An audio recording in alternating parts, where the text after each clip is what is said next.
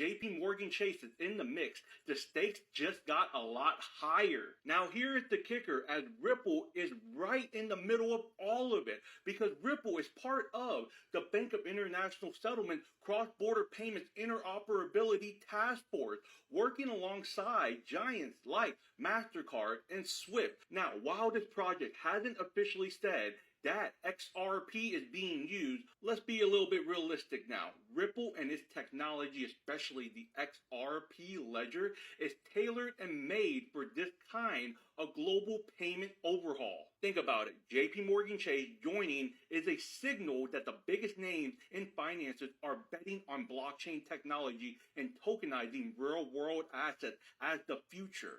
Then we have Ripple positioning themselves in the task force, meaning that it is a key player in shaping this whole entire global money movement. And as far as for XRP, well, it is perfectly suited for the liquidity solution in moving the world toward CBDC's stablecoin to a faster, cheaper cross-border payment system.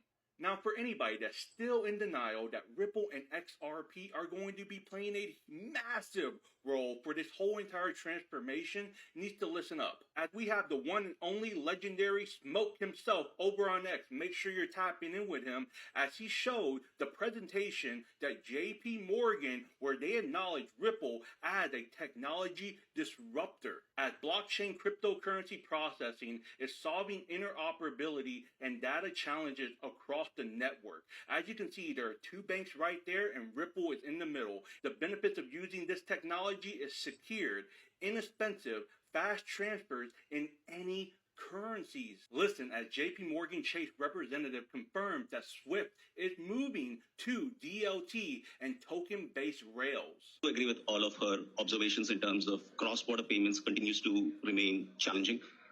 Domestic payment infrastructures have improved by leaps and bounds. UPI in India, PIX in Brazil, and many more have delivered instant payments 24/7. Cross-border is where the challenges continue to lie. It relies on correspondent banking. Banks like us, are the ones who are running the rails, but there are obvious challenges in an account-based model. So we firmly believe that message-based infrastructure, which is what powers the card networks, SWIFT, will give way to token-based infrastructure going forward. And that is where DLT can play a very useful role in terms of these token-based pipes. We do think that the future of payment networks is going to be open loop.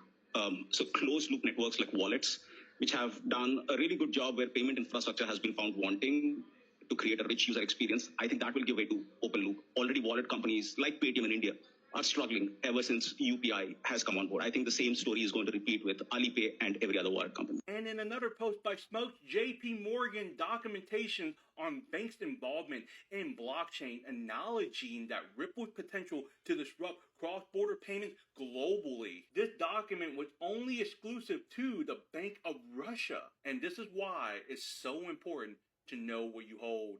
Let's go. Spokesperson for the quantum financial systems. I'm in contact with them on a regular basis. And the quantum team and myself have had, over the last 6 months, have had a difference of opinion.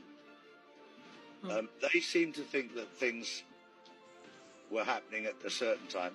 And I personally said, this is a personal thing, I did not feel it could start until it was announced that the Queen was dead and that Biden was removed from office. I think there are two critical things that had to happen first.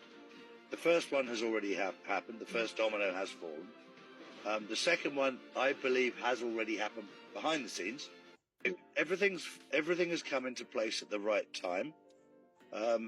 My intel so far has been incredibly accurate. There's a few twists and turns that have happened since the weekend, which is very interesting, but we'll come on to that in a moment. But yeah, look, we're in a fascinating time.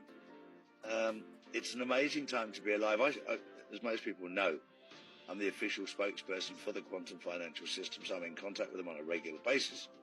And the quantum team and myself have had, over the last 6 months, have had a difference of opinion. They seem to think that things were happening at a certain time. And I personally said, this is a personal thing, I did not feel it could start until it was announced that the Queen was dead and that Biden